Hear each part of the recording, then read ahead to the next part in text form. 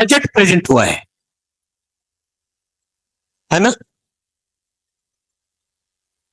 जिसमें एक राज्य है बिहार।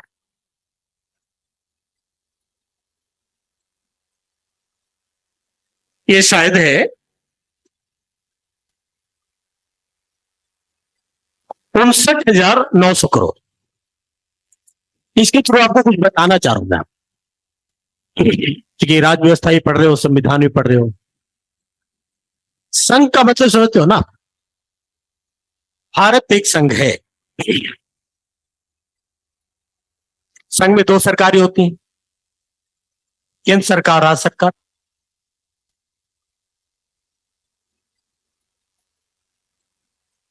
केंद्र का काम है सारे राज्यों का एक समान संतुलित विकास करें। लेकिन बिहार को उन्होंने दिया बहुत ज्यादा बजट, यूपी को नहीं दिया, हरियाणा को नहीं दिया। ऐसे क्यों हो रहा है? बिहार हिंदुस्तान का पिछड़े राज्यों में,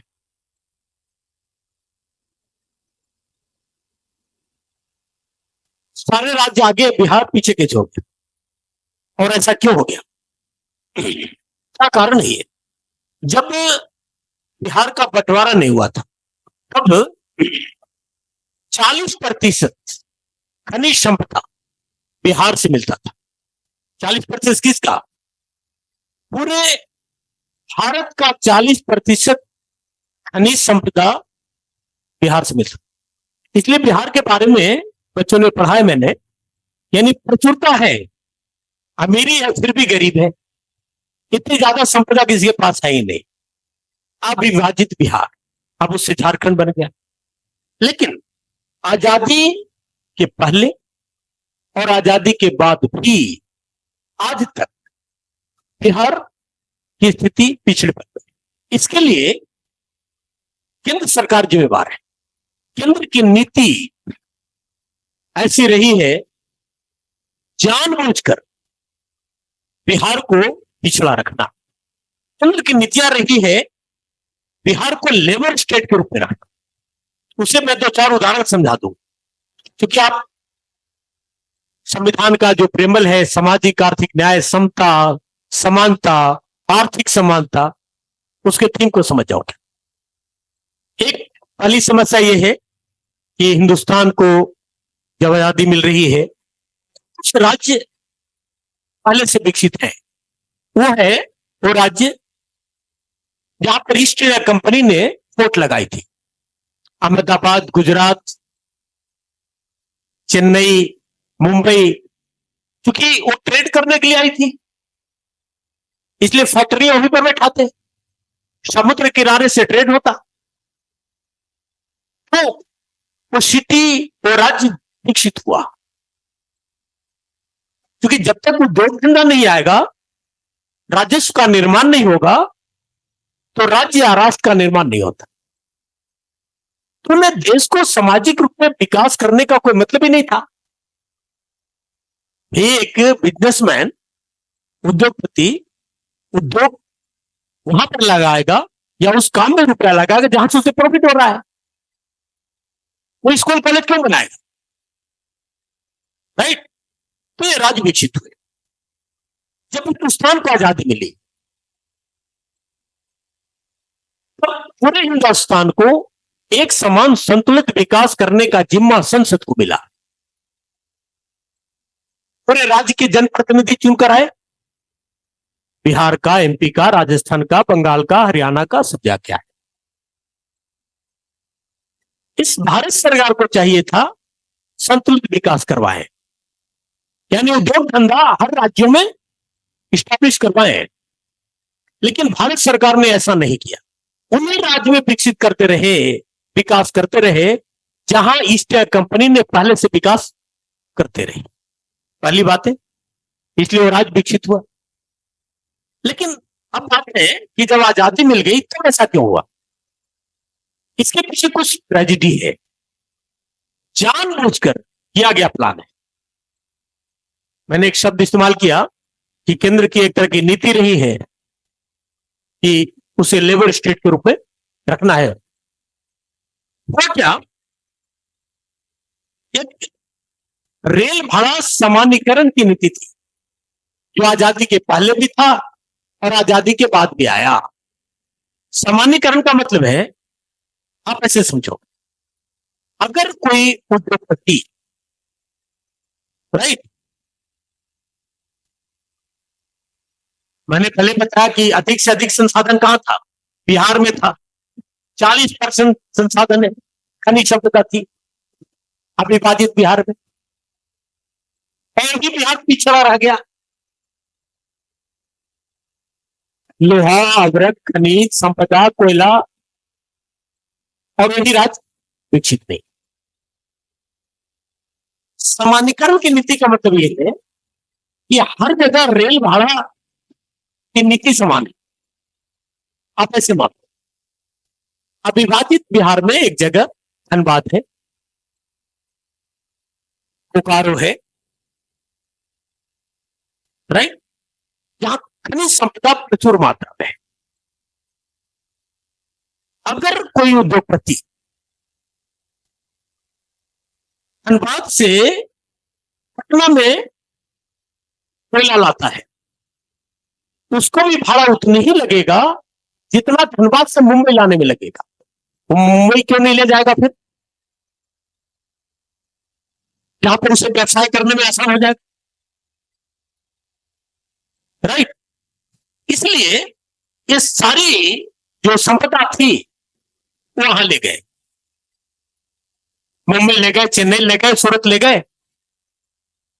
बिहार में नहीं बैठने दी। बात समझ आई? अरे जितना आपको भाड़े के खर्च मुंबई ले जाने में लग रहा है, उतना बिहार में भी लग रहा है, एक जिला से दूसरे जिला ले जाने में। तो आप उस जगह स्थापित करोगे ना जहां पर आप बंदरगाह के पास आसानी से पहुंचो, और पैसे आपको उतने ही लग रहे हैं, और वहीं स्टेब्लिश करते हैं तो नई नई समस्या भी आएगी। आजादी के बाद सामान्यकरण की नीति उस तरह की नहीं थी, इसलिए बिहार में, अविभाजित बिहार में, जमशेदपुर में एक टाटा नगरी बनी। जमशेद जी नौशेरवान जी टाटा, जिसको टाटा इंडस्ट्रियल कंपनी, बहुत बड़ी कंपनी बनी, स्टैब्लिश की। आजादी के बाद ऐसी कोई कंपनियां नहीं बनी, आज तक नहीं। क्योंकि नेहरू जी की पॉलिसी थी सामान्यकरण की नीति। उनका यह मानना था कि अगर देश को विषमता से मिटाना है तो एक समान नीति होनी चाहिए। इसलिए वहां उद्योग धंधा बना ही नहीं, सिर्फ एक ही बना, टाटा नगर, किसको। उसके आगे उद्योग धंधे बने छोटे छोटे, उस तरह की कभी नहीं बना। एक सामान्यकरण की नीति ने फेल कर। इसके अलावा क्या है कि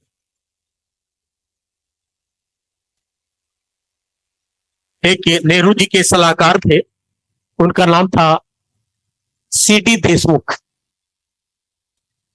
टीटी कृष्णमाचारी, प्रताप सिंह कैरो, ये सब सलाहकार थे। कृषि पर कितना खर्च करा जाए ताकि कृषि का विकास करे जाए। इस संदर्भ में क्या हुआ कि अधिक से अधिक कृषि का केंद्रीय खर्च नेहरू जी ने पंजाब को दी, और उस खर्च से भाखड़ा नागल बांध बना, डैम बने, पंजाब में हरियाली आ गई, बिहार को नहीं दिया। एक ही वहां सोन नहर है जो अंग्रेजों ने बनाई थी आजादी के बाद।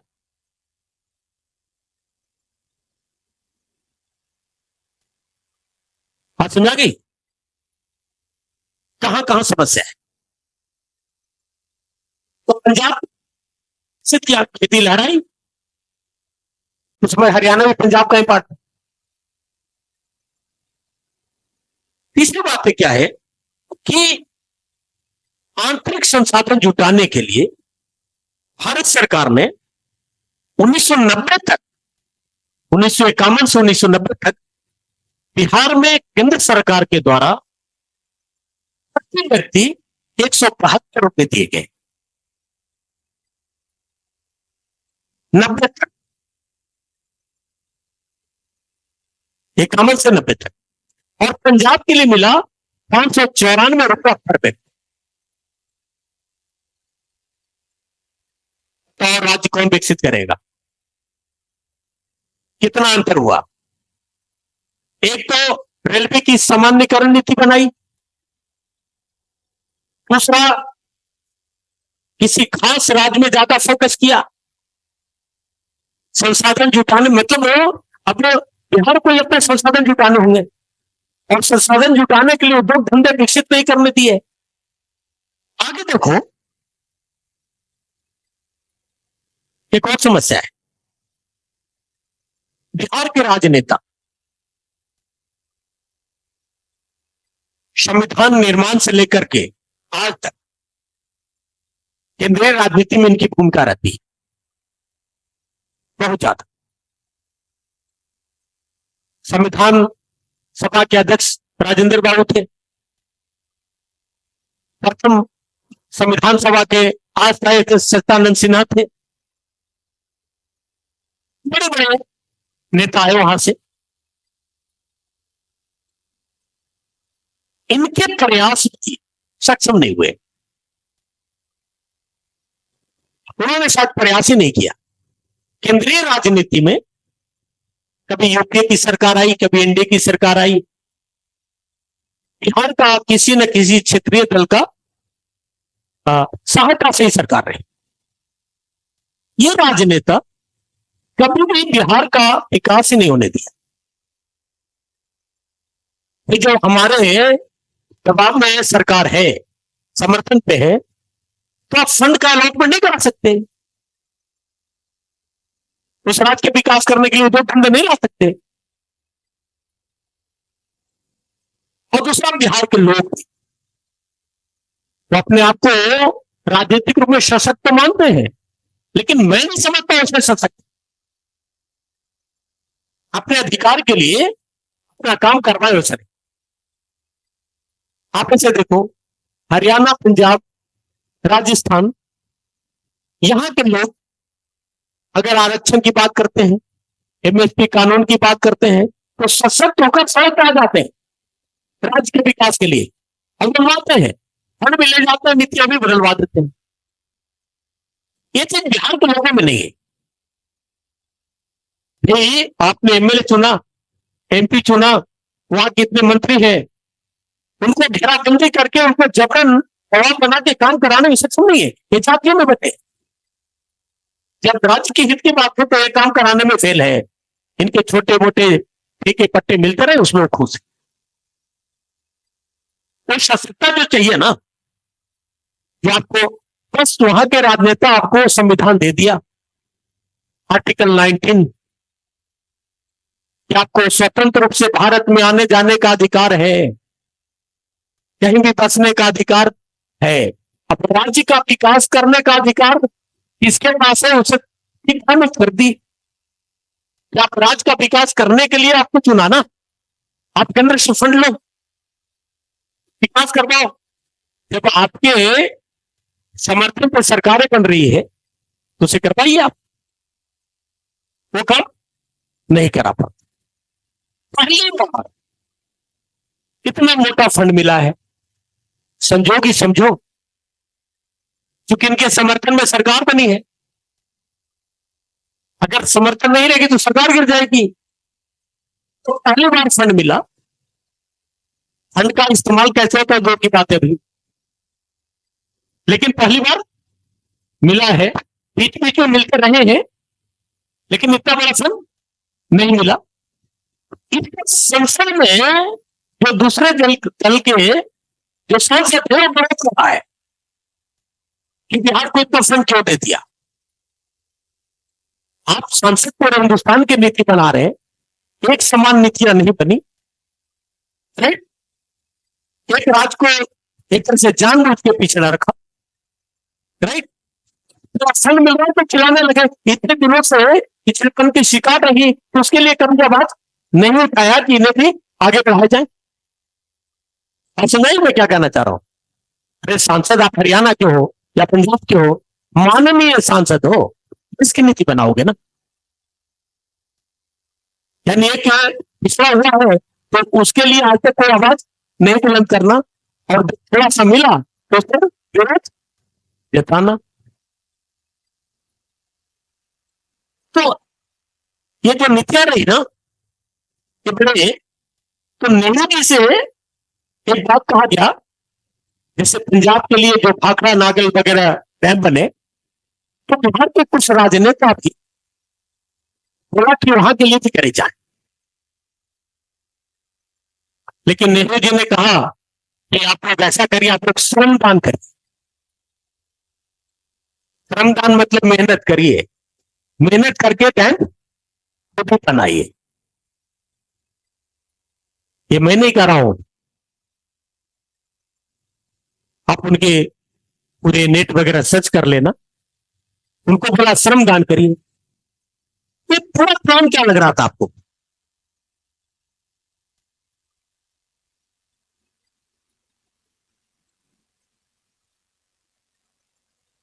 इसका क्या है कि बिहार की जो स्थिति है भौगोलिक रूप में, एक अंतरराष्ट्रीय है। कोसी बांध है, कोसी नदी है, गंडक नदी है, वहां पर पहले पढ़ा जाता है। समाधान ये केंद्र सरकार का काम है ना। अरे भाई फंड कौन देगा आपको? महाराष्ट्र में सी लिंक बनाया कि नहीं बनाया,